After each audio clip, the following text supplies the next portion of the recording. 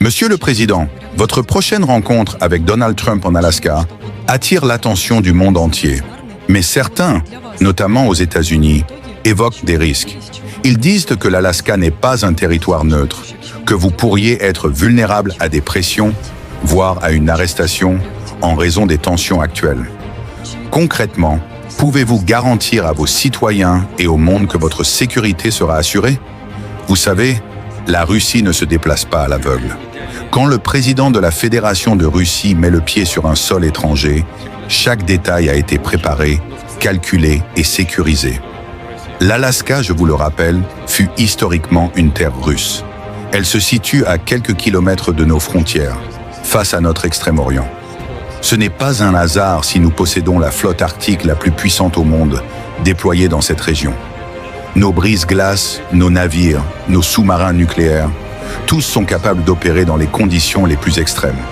Et ils ne sont pas là uniquement pour la parade. Ils assurent une couverture totale de cette zone stratégique. Si je vais en Alaska, ce n'est pas seul. Dans les airs, des chasseurs russes surveilleront la moindre anomalie. Sous les eaux, nos sous-marins seront déjà positionnés, invisibles mais prêts. Sur notre territoire, à quelques dizaines de kilomètres, nos forces terrestres seront en alerte maximale. Écoutez-moi bien, ce n'est pas une question de possibilité technique. Bien sûr qu'un pays peut physiquement arrêter un chef d'État étranger, mais ce n'est pas la facilité qui compte, c'est la conséquence. Tromper la Russie en invitant son président pour ensuite l'humilier ou le menacer, c'est ouvrir une boîte de Pandore. Les conséquences seraient immédiates, irréversibles et, je pèse mes mots, catastrophiques pour le monde entier. Contrairement à certains, nous ne lançons pas de menaces pour la forme. Quand la Russie prévient, ce n'est pas pour occuper les colonnes des journaux, c'est pour éviter que l'irréparable ne se produise.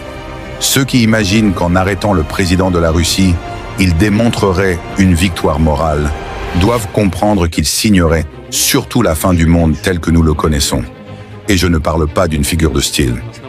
Parce que la Russie n'a pas peur de parler. Nous n'avons jamais fui le dialogue, mais nous exigeons qu'il soit honnête. Cette rencontre n'est pas un acte de faiblesse, c'est un acte de puissance. Nous venons défendre nos intérêts, notre vision du monde, et dire clairement aux États-Unis que l'OTAN n'a rien à faire en Ukraine, que les Européens s'agitent dans leurs réunions ou que le président Zelensky prononce 10 discours par jour ne change rien.